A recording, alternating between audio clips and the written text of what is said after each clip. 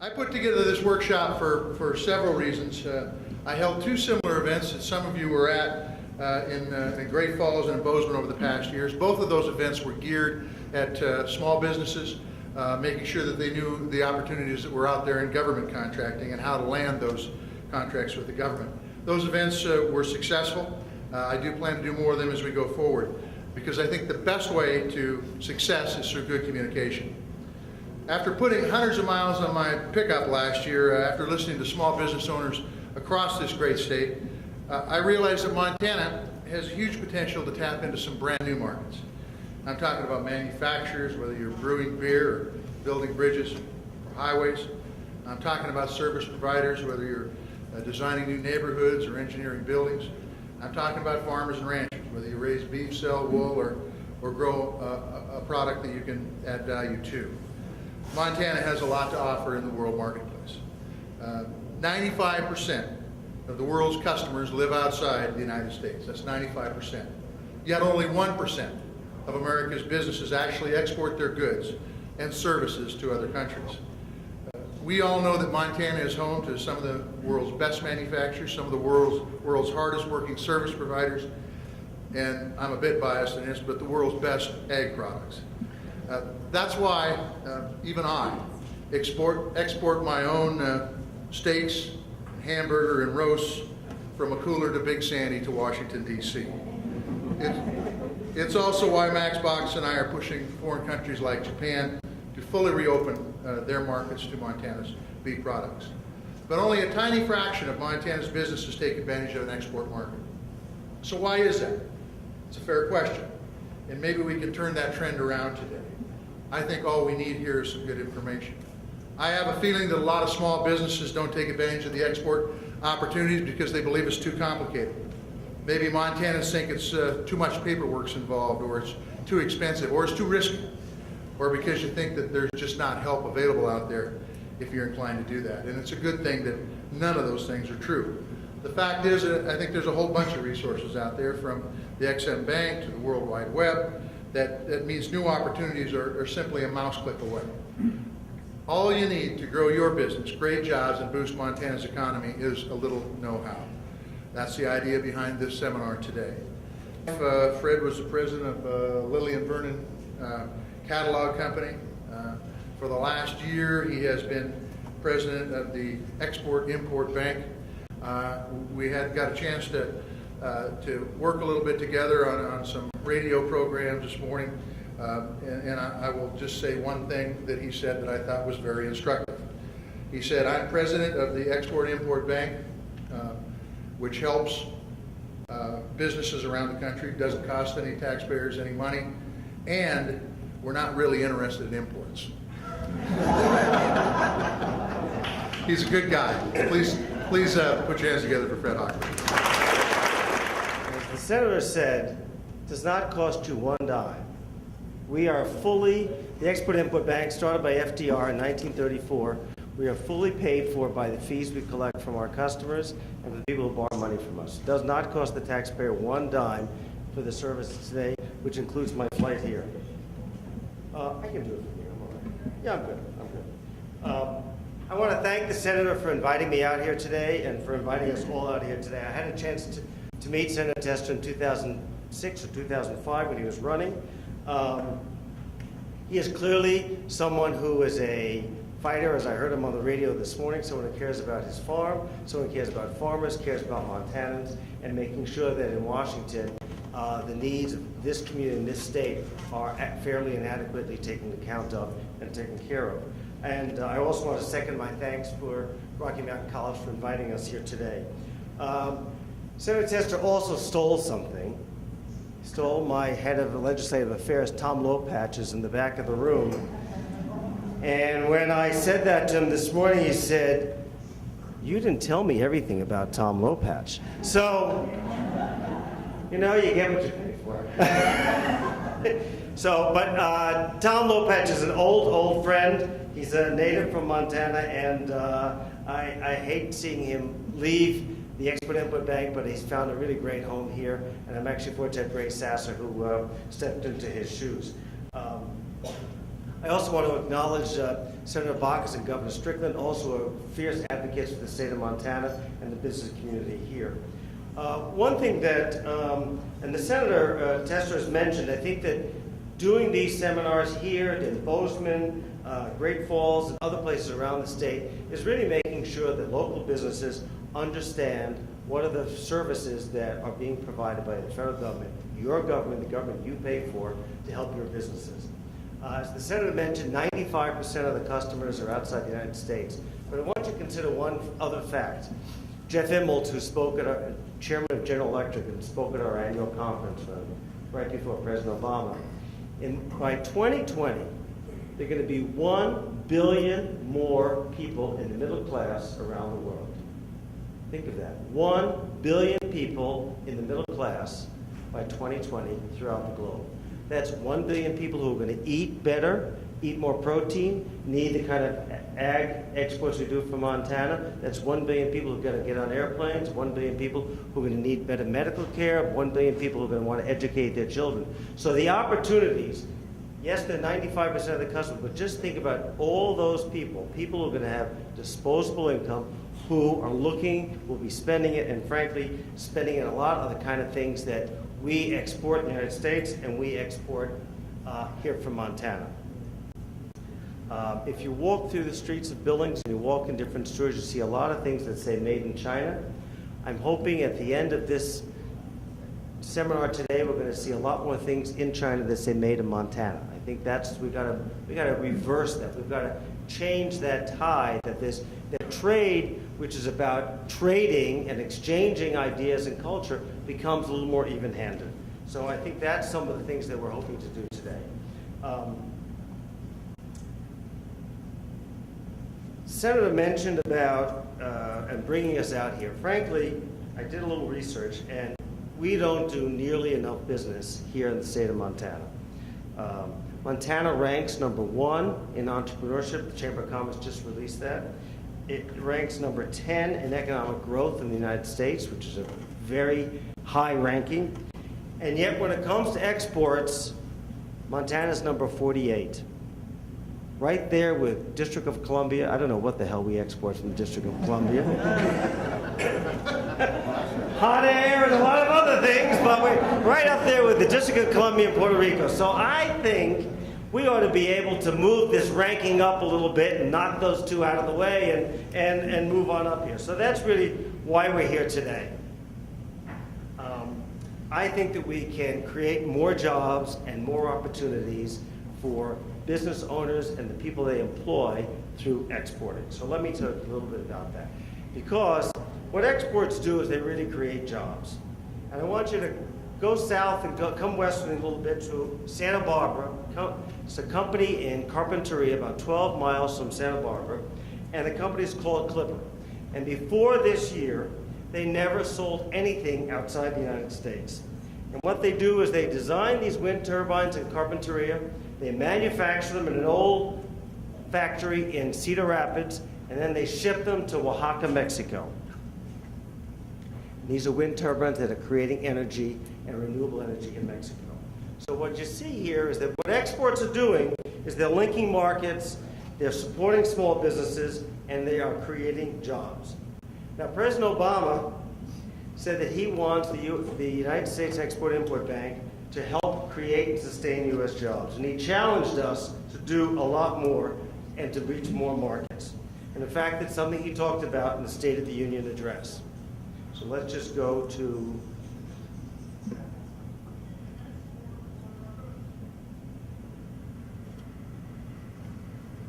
we need some volume too.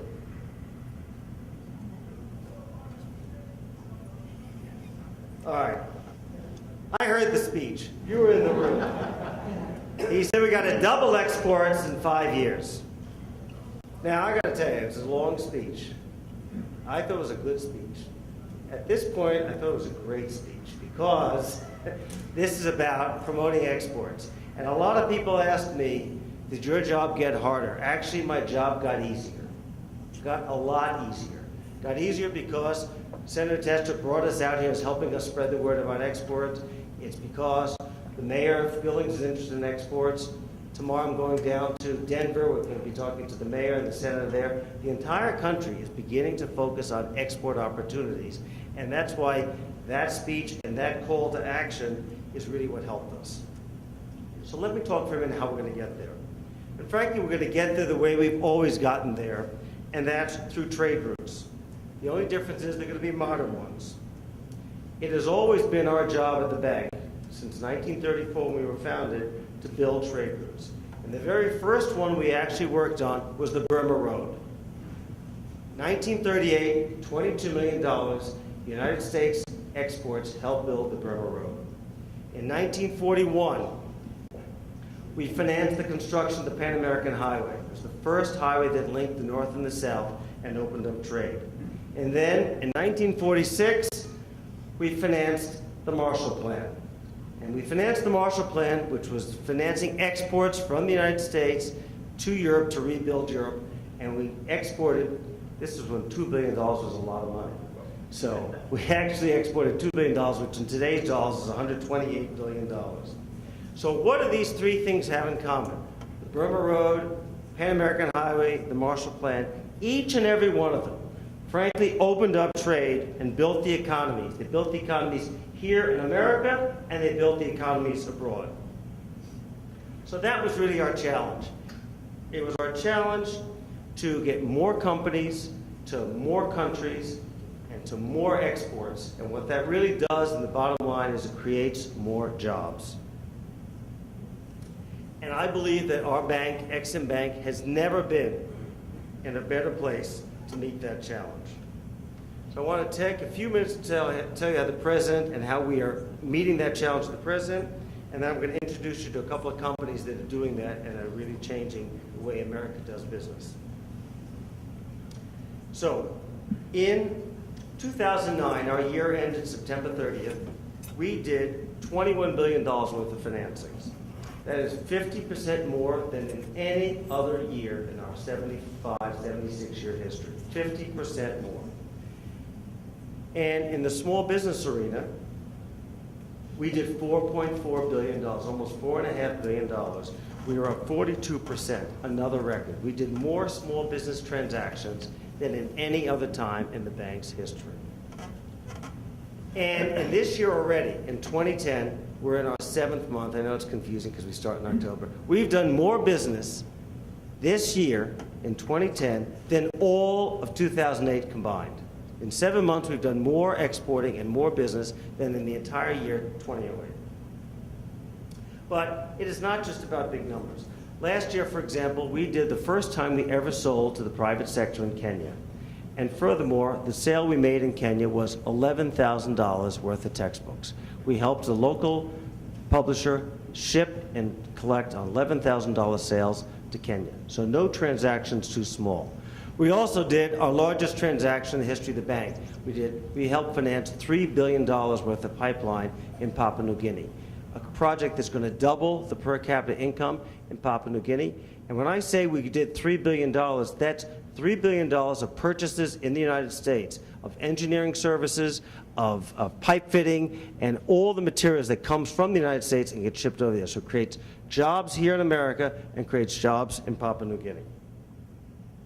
So what I'm trying to say is, whether your business is small or large, whether it's textbooks or pet supplies, we can help you finance those exports overseas. And let me tell you what that means. That means if you're selling overseas, and one of the big fears, and I was a businessman, is whether you're going to get paid.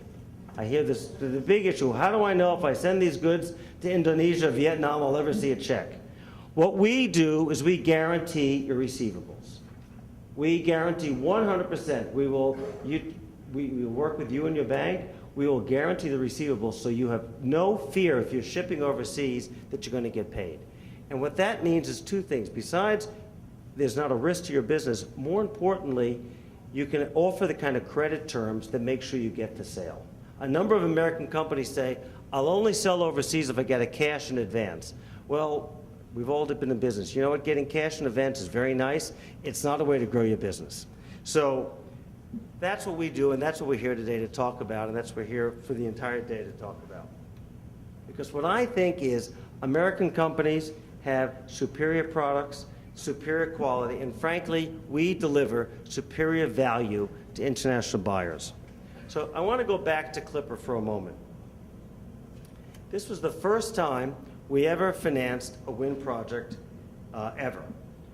And as I mentioned, these were designed in California, built in Iowa, sent to Oaxaca. Oaxaca, Mexico is the ideal place in Mexico to generate wind power. And what does this renewable energy do? It's actually powering 3 Walmart stores. 3 Walmart stores. Walmart has made the pledge that by 2020, it's going to be entirely on renewable energy in Mexico. Entirely on renewable energy. And I'm hoping that American Products and the EXIM Bank is helping to power each and every one of those stores. Now, we provided reliable long-term financing for this project. And we are able to lend money on a renewable energy project, for example, for as long as 18 years. It's those kind of terms that makes a project like this possible. This particular project sustained about 80 jobs between California and Cedar Rapids.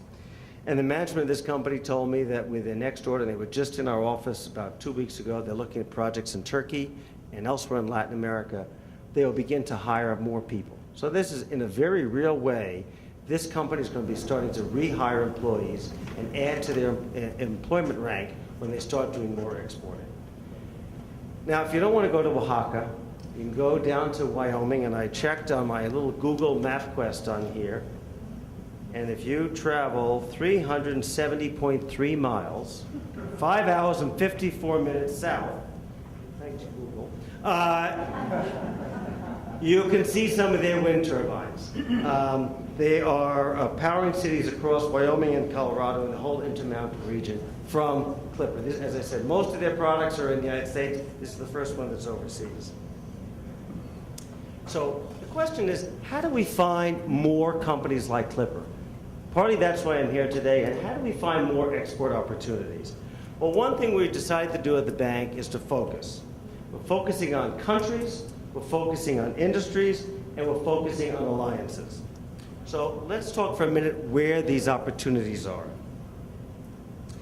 In the next 5 years, we are seeing a growth of infrastructure and projects around the globe we've never seen before. In the 9 countries that we've chosen to focus on, these are countries that have a growing GDP, growing gross domestic product. Their economies are growing, they're building infrastructure, and frankly, our products will make a difference in their financing. I think we need the next slide. Where are we? Markets. All right, I got ahead of ourselves. This is the first time Gray and I are doing this together. They let us out of town. Okay, there we go. All right. So these are the countries we're focusing on. Now, we do business in 150 countries, but these countries, if you're really thinking about it, these countries have extraordinary opportunities. We will do business anywhere, but I'm trying to find areas that really have a lot of potential. In these 9 countries, we're going to be seeing something like over $40 billion of extra sales to the United States in the next 4 years. That's $40 billion worth of exports. So that's why I'm focused in these particular parts of the world. We're also focusing on a number of industries. We're focusing on industries and sectors that have unique American advantages. Industries with great innovation, industries where American products are competitive and go toe-to-toe with the Germans, the Japanese, the French, the Chinese, and any other country and they are construction equipment, agriculture, avionics, aviation, turbines and power like Clipper, and medical technology.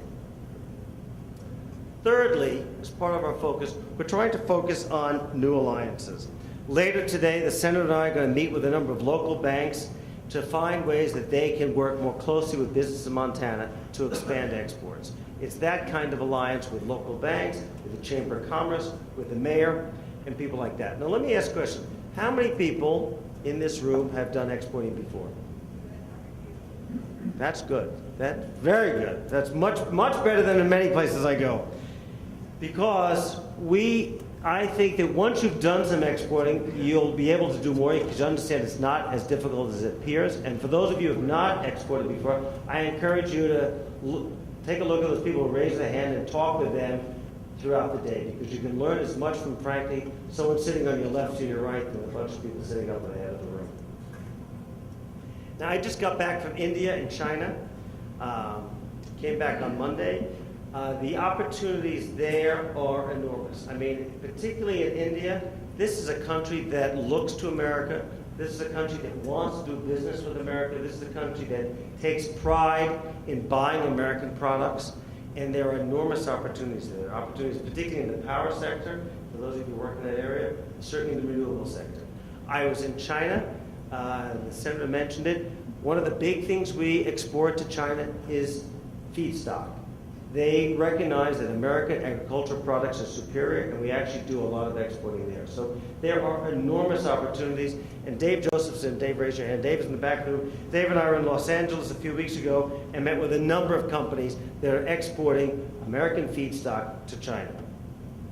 Now let me say one other thing. Even if you're not a direct exporter, if you are supplying somebody who exports, in the next month or so, we are going to come out with a financial program that we will help finance your indirect exports. If you're selling to a company that's ultimately going to export, we can also provide the credit support and the financing and the liquidity to make that sale.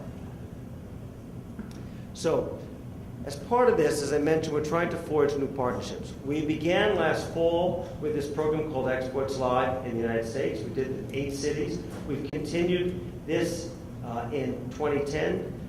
We're here today in Billings. We're going to be in Denver tomorrow. We're in Minneapolis. We're in Cincinnati. And we're going to be hitting other cities so we can do a total of 24 by the time we're done with this tour. We learned a couple of things on this tour. One, the importance of the internet. And the importance of the internet in connecting to global markets. And that's why Suresh Khanna and Google is here today and is going to be talking to us about how we can harness the power of the internet to reach customers overseas. The other thing I learned, which was not as gratifying, and that is we're too damn slow. The turnaround time at our bank is just not what it ought to be. When I got to the Ex-Im Bank about a year ago, the bank prides itself on being the lender of last resort. And I said, you know, it sounds like the last gas station in 50 miles. You know, they tend to be expensive, the restrooms are dirty, the prices are high. So what we're doing is turning that around. We are speeding our turnaround time. We are getting more ways to get to yes and more ways to get to yes quickly. I want to talk for a moment about Spencer Williams, who the Senator commented on, and I had a chance to meet earlier today. I have a dog, so I was particularly intrigued by Spencer's website. No, I'm not a big cat fan, I'm sorry to say, but I am a dog fan. And as Spencer told me, about 17% of their sales are export sales today, just under $1 million. He's trying to get that at least to $1 million in export sales. That adds a lot of profits. That's probably the most profitable part of the business, I understand. And it creates additional jobs here in Montana and here in America. So you're going to hear from Spencer at lunch, but I think you get a real understanding of how to do it, and frankly, it's not as hard as it appears. And what I like about Spencer's company is what it does is it exports products, it does not export jobs. We've done enough exporting of jobs. It's time we created jobs here and export the products that we make. So I want to tell you in closing, and I always think when you hear the word in closing, it's the best part of any speech because you know the end is in sight. I started in business with my mom.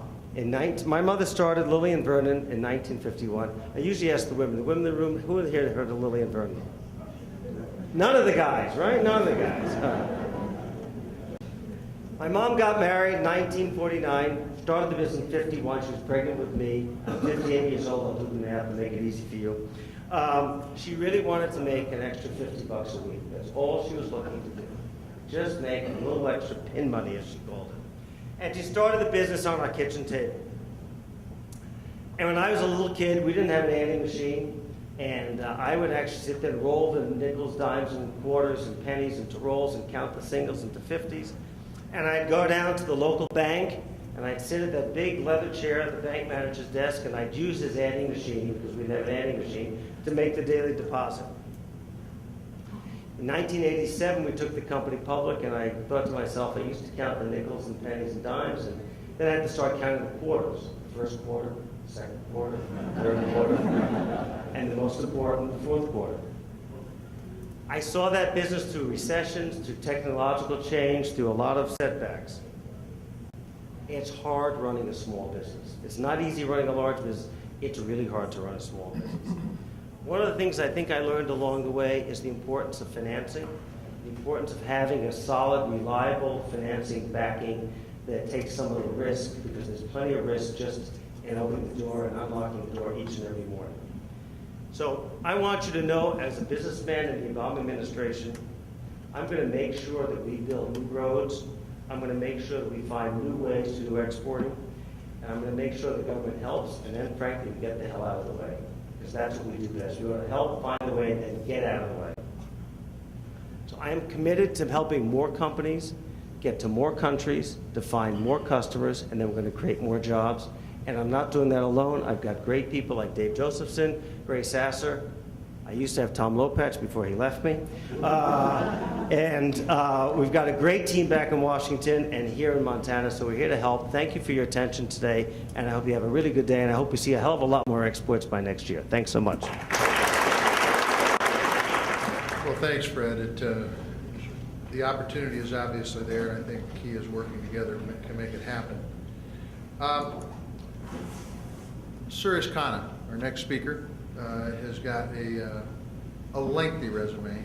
I will just say that I want to thank you for being here today. I want to thank Google for being here today. This is very much a treat, I think, for the people who are a part of this presentation and the process here today at this forum. Just a little bit of information. I'm just going to touch on what I think are the high points. He runs North America inside sales for Google. He spent several years in the enterprise software industry at SAP and Cyber Systems. Director of Business or Development of Yodlee, an internet company in Silicon Valley. Now for the real important work, he's an entrepreneur of himself. Outside of the professional stuff he does now for Google, him and his wife own and operate Casa Indian Eatery in San Francisco. Voted the best meal under $15, and that's something for San Francisco, I mean to tell you. And that was in 2009, and also the best new San Francisco restaurant in 2009. His greatest accomplishment is he's got an 8-year-old son and a 5-year-old daughter, coaches soccer. I want to thank you for being here today. We look forward to your comments. I'm proud to be here in the great state of Montana.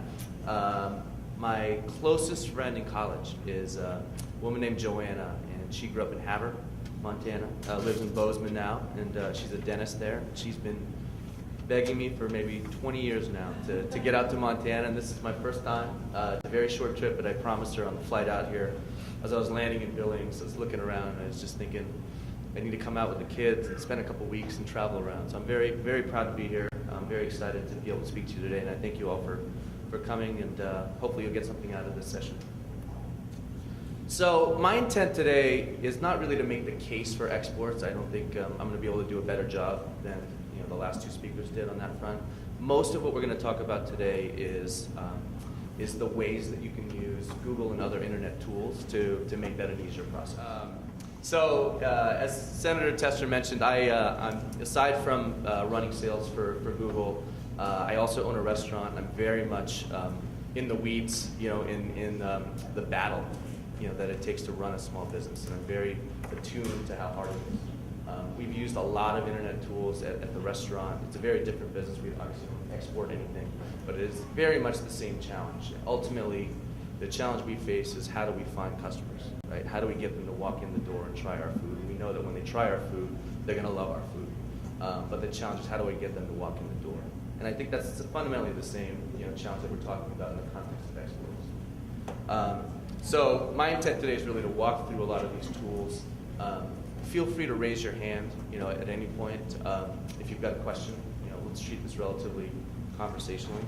But I want to tell a little bit of the backstory first. I joined Google about 4 years ago, and the majority of the time that I've spent at Google has been solving the challenge of how do we get every local business in the United States into Google. In Google Maps, with a website on AdWords, and how do we fundamentally help local businesses connect with local customers and national customers, depending on the business. And I spent several years at Google working on that, and it's a huge challenge. I spent the last part of my time at Google then thinking about how do we get every business around the world into Google so that they can connect with customers. And if you think about that, from pizza parlor in San Francisco to a shoe shiner in Delhi, it is a staggeringly hard problem to try to solve. And that's some of the stuff that I worked on at Google. But when I was asked to come and speak here, a lot of folks on my team at Google, we're trying to put the connection together between exports and Google, and there's, we've done a partnership with the Export-Import Bank. And how does this all fit together? And fundamentally, when we talked about it together, this really comes back to helping a business connect with customers. And that is the heart of what we're going to talk about. So,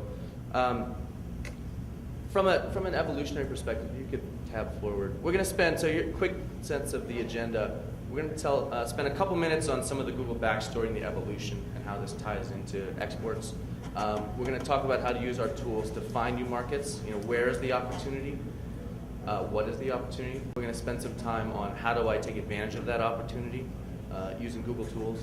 We're going to talk a little bit about measurement and how you determine if you're getting good ROI for the money that you're spending to pull this off. And then some stuff on sort of more cutting edge, bleeding edge sort of tools that you could also use if you wanted to. Okay, next slide, please. All right, so little Google 101. So the evolution of Google's business is very important to this conversation. So we started fundamentally with a question of how do we help consumers find the information that they're searching for, right? That is, you can tab one more slide. So the blue box, right? Google homepage, this is the Google search page. The blue box, these are what we call our organic results. And this is fundamentally what was the heart of Google when we started. How do we help a consumer who comes to our site, who wants to search for something, how do we help them find the information that they're looking for? So much of the time, those searches are non-commercial, right, in spirit. So my son, when he goes to the internet and searches for the history of T-Rex, and hears about the museums that you've got in Bozeman on dinosaurs, right? That is a search he does, and it's a non-commercial search, but he's on Google doing that, right? If you could hit the next slide. But what we determined at Google after a couple years of building that out, it's a very complex problem. We then came to the conclusion that a lot of these searches were commercial, right, in nature.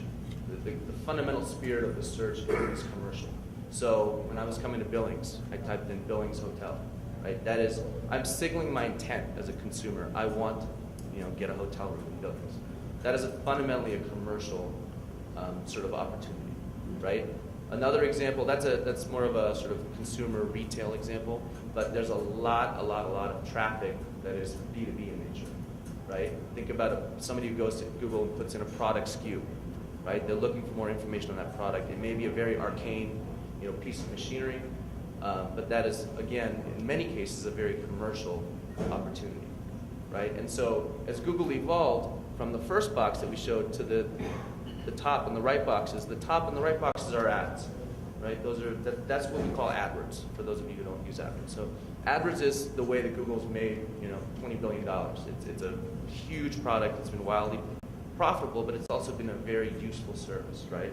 And fundamentally, the point here is the ads that we want to serve on these pages are essentially seen by consumers as content, right? Our goal is to make those ads as relevant as possible to the people searching, right? And that's the opportunity that you have, because when someone comes to Google and types in a search query for whatever business you might be in, that consumer may be down the street in Billings, they may be up in Alberta searching, they may be over in Japan searching, right? But so these are not just local opportunities or even national. They are global opportunities for you to connect with people that are looking for the products that you're offering. Okay, so that's really what the opportunity is. And as we built the first box, the search box, the organic search, really the same spirit permeated over to the ads products as well. And when you think about Google advertising, there's some real advantages to how you use these products. One is there's no contract. You don't have to pay anything to get it set up. You pay only when people click on your ad. So you can show 1 million times if nobody clicks your ad, you're not going to pay a penny. So we're really trying to connect people right, with your business, and you only pay when that connection is actually made. You can pick your own price for how much you want to pay when someone clicks on your ad.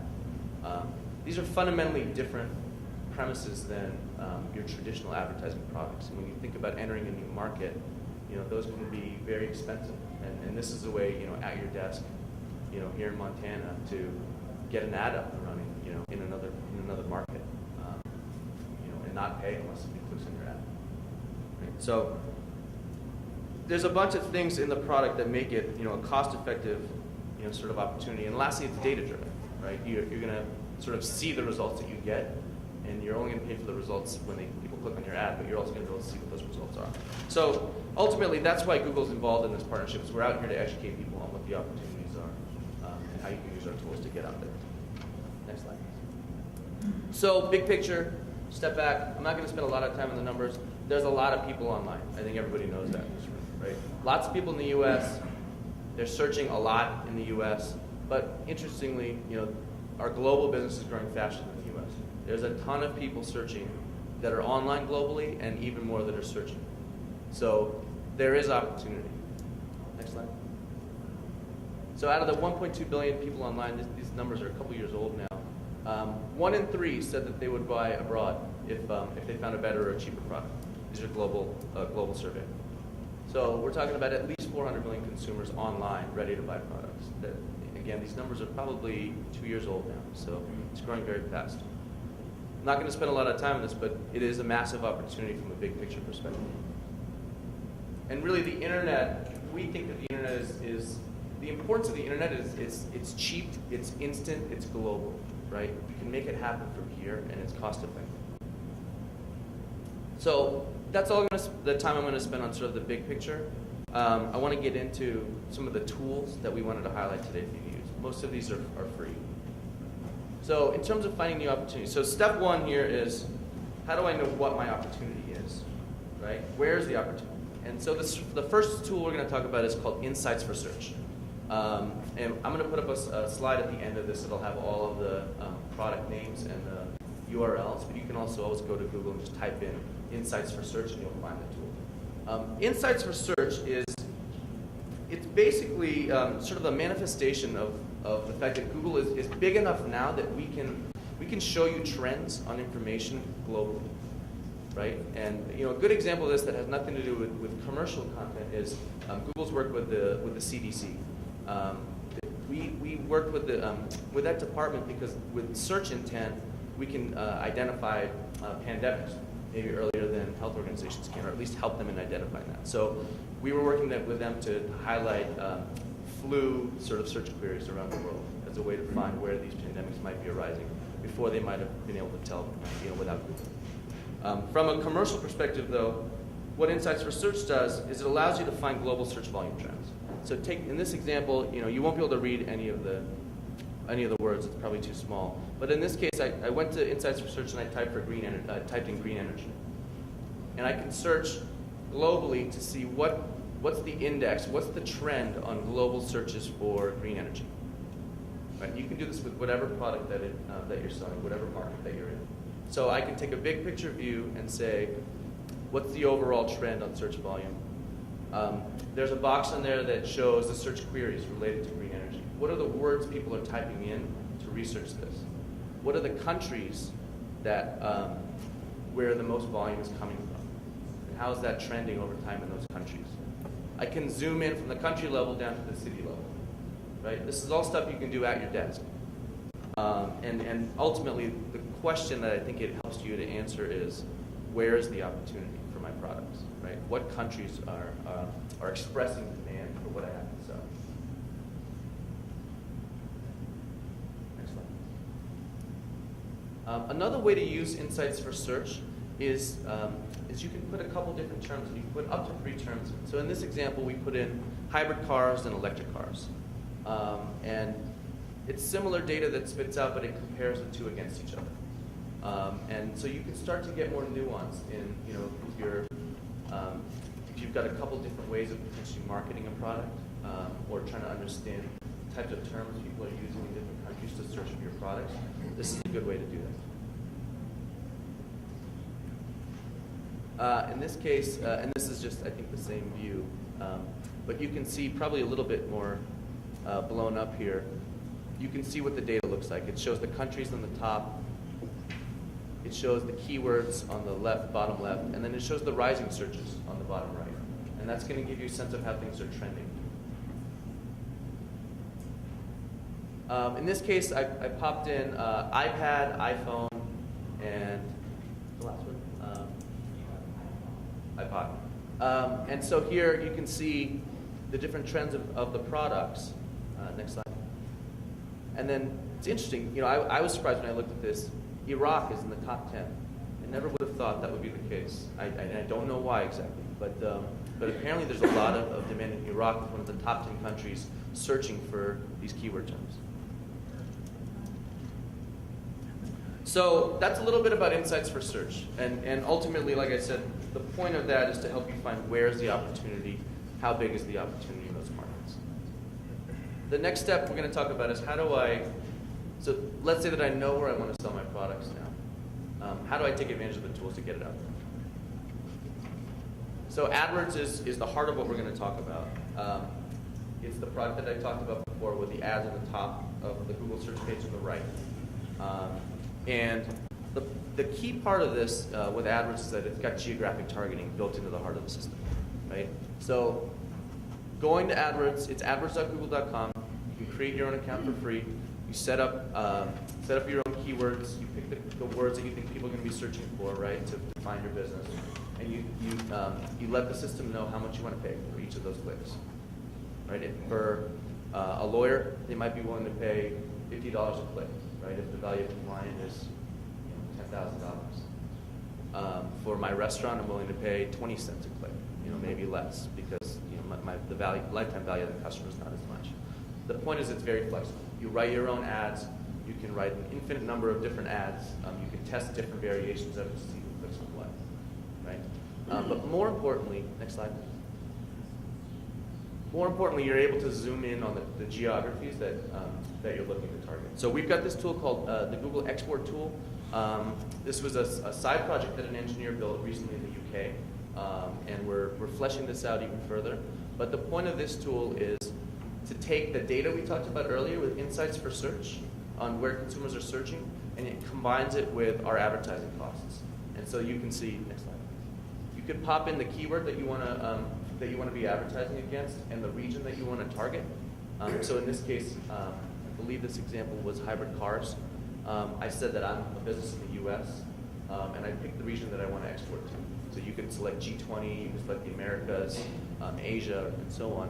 And what it spits out is a data table that says, here's the search volume, the top 10 sort of opportunities, and that combines the search volume, how many people are searching for those keywords in those countries, and what's the cost per click to advertise that product in those countries, right? So in this case with hybrid cars, there's not a lot of volume in Japan. Not a lot of people are searching for hybrid cars in Japan, but the cost per click is very cheap, probably because there's not a lot of competition for it. So it's, again, part of what Google's doing here is just surfacing data for you to use, right? And ultimately, you as the business owner is going to know how to use this data and make the right decisions out of it. But I think this is a useful tool for you to consider, when you're doing your research. It shows the same data, just a different visual representation of it on a map, and it shows you the density of the opportunity. I think this was just the same example with a different product. Another opportunity then is inside of the AdWords interface. We've got what we call the traffic estimator. So here you go and you put in the keywords again that you want to be advertising for, and the system will spit out a bunch of keywords, keyword variations on that product, and it'll show you. It'll show you the volume of search. It'll show you the cost per click, and it'll help you think about, again, another tool to zoom in on the actual words that you want to advertise against. Yeah. Is it only showing variations in the same language? You can filter it a lot of different ways. So the export tool, as an example, would show the products that you're looking to search in English as well as in the language that you're exporting to. And the same is true here. could filter that depending on what your purpose was. The next way that you can geographically target is by country. So now you know what product you want to sell. You pick the keywords that you want to advertise against. The key now is, if I want to sell a product in Spain, I don't necessarily want consumers in Germany to see my ad. And I certainly don't want to pay for the ads if they click on them. And so what you do here, it's built into the product, is you go and you target the countries that you want to sell. You can target by country, next slide, or by region or city. So you can pick at the city level, you can pick at a DMA level, you could take an address and choose a radius around that address. And then Google does the best that it can to geographically target that ad. So in many cases, consumers will signal their intent by putting a modifier into their query. So most people don't go to Google and type restaurant, they will say Billings restaurant. And so that's for us a signal of geographical location. We also use IP targeting. There's a bunch of other technologies that we use to try to triangulate to the general region that a consumer is searching from, so that we can match them up with the advertisers that are specifically looking for them in that market. This is just a visual of the custom shapes and the map point. So in addition to the radius, you can also just choose a custom. You could literally draw a line on a Google map and say, I just want this area. And then lastly, by language. So you may not want to sell a product, obviously, in a language that you don't speak or that nobody on your staff speaks. And so here you're able to go in and say, only people searching in a specific language should be shown my ad. So we're going to do a little bit of a transition there. A lot of that was tools to help you get the word out about your business, right? Once you know what market you want to be in. That's not the whole sort of picture, though, right? You need to be prepared to sell in the market that you're going into. Most of that is a business challenge. It's not a Google challenge, right? If you're going to go into a market, you've got to think about whether you've got a website in that market. You've got to think about how you're going to get leads back, right? Are people going to your website doing what? Are they getting a phone number? Are they filling out a web form, right, that creates a lead, and you call that lead back? Who on your team has the language skills to go and close that deal? These are all business challenges, but Google has sort of built some tools that can help you at least get down that road, right? And so one of the primary ways we do this is translation services. So this is translate.google.com. You can go there. It's a very, very powerful tool. You can go there and put in your website, and it will automatically convert it to any language. And so you can, for free, get your website up in another language using an automated tool. We use this at the restaurant. It's a little colorful side story, potentially. We had these grandiose objectives when we opened the restaurant. We were gonna innovate on human resources. We wanted to treat our employees with dignity. We wanted to, profit share with them and help, provide health care. And this is very important to us, and it's part of the reason we opened our restaurants. And we opened, and 75% of our staff was Latin and didn't speak English. And I speak Spanish probably like a second or third grader. There was no way I was able to communicate these relatively nuanced objectives that I had for the business and how I wanted to treat them. And and all the myriad types of examples of management that come up throughout the day. How do you communicate that to your staff if they don't speak the language that you speak? And so we use these translation services much more broadly. So we write a weekly newsletter. We call it the K-Wire. The restaurant's called Casa, so we never use K. It gets kind of tiring after a while trying to come up with a K. But our K-Wire is our newsletter, and every week we write this newsletter for our employees, and we translate it using this tool into Spanish, and we send it out. Every employee meeting we have, we write the agenda, we do summary notes, we translate it into Spanish. When we have a difficult conversation with an employee, that maybe they didn't show up to work on time or something like that, we will write it out in Spanish, in English, translate it, and have them read it before we have the conversation. So, if you think about going into a new language and you need to hire potentially staff over there, it's another sort of use case for these tools, is to try to use these to help you communicate better. So you can kind of get from that example, it's not just about translating your website. It'll really translate anything that you want to translate. And importantly here, in the context of AdWords and advertising, it'll translate your campaigns too. So if you do want let's say, export to Brazil, you write your campaigns and your ads in English, you can translate them to Portuguese and upload them back into the system.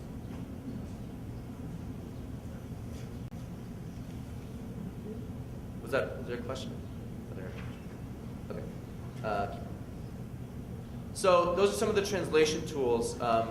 The next section gets to measurement, and this is where I think this is really the key driver of usefulness of this system, of AdWords and Google's tools.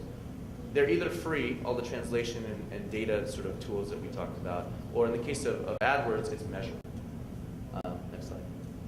So Google Analytics is the key way that I would recommend you sort of track people who come to your website. So can I just get a show of hands? Who's used Google Analytics before and knows what it is? Okay, pretty good. So Google Analytics, you get a small snippet of code. You probably, whoever built your website can help you set this up. If you're busy or don't have the tech skills to do that. I certainly don't. I have a guy that I call to update our website. So Google gives you this little snippet of code. You put it on your website and magic happens. You are able to track how many people come to your website, from where do they come, not just by country. You can zoom down to state, down to city. You can view the keywords that they searched. If they came from a search, so first you'll be able to tell how they get to my website. Did they come from, did they just type in the address? Did they go to Google first? Did they go to Microsoft first? Did they read an article about my business in the local paper? So you see where they came from. If it was a search engine, you can see the search words that they searched before they got to your business. Again, what's the point of this? It is giving you a lot of insight into how people are finding out about your business. They may think about your business differently than the way you describe your business, right? So these are really important, right? You always want to be speaking the language of the people that are looking to buy your products.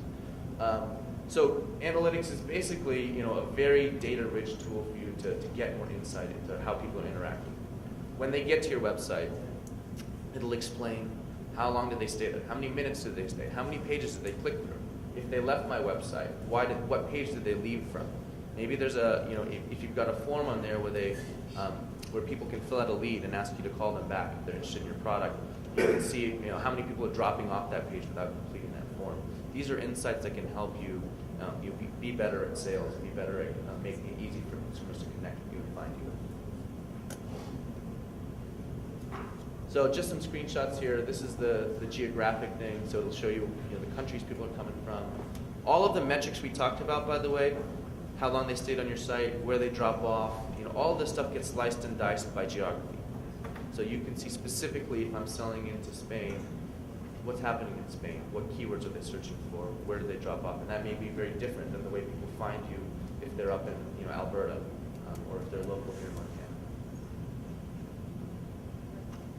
So that's a little plug on analytics. I'm going to do a time check here.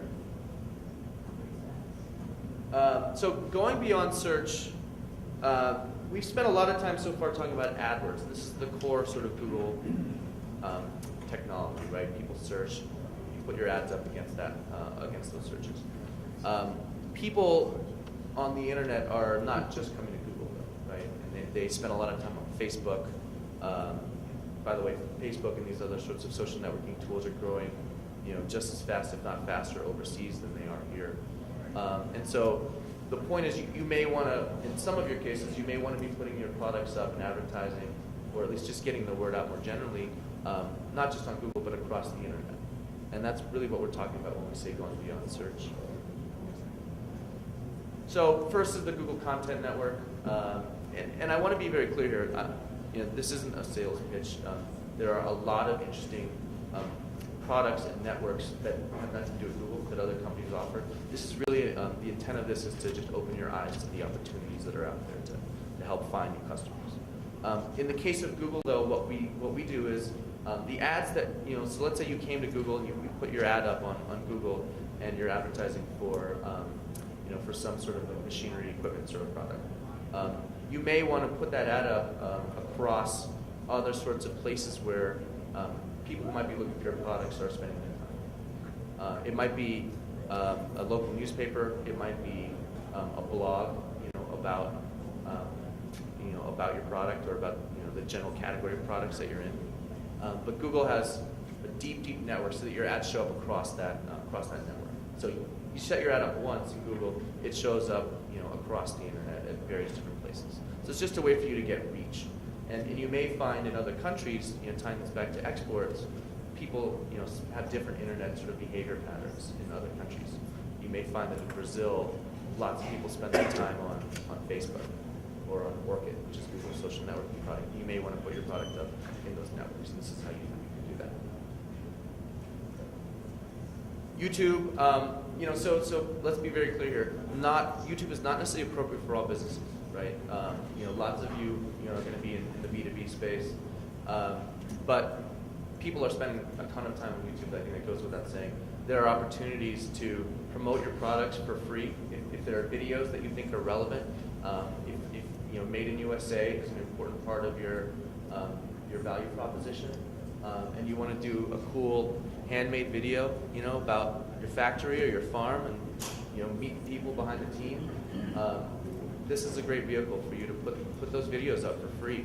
Put them up on your website. You can embed them. All this stuff is free. And when consumers hit your website, people looking for your products, it's a very rich, interactive way for them to connect more deeply with what you're trying to do. And then, of course, mobile phones.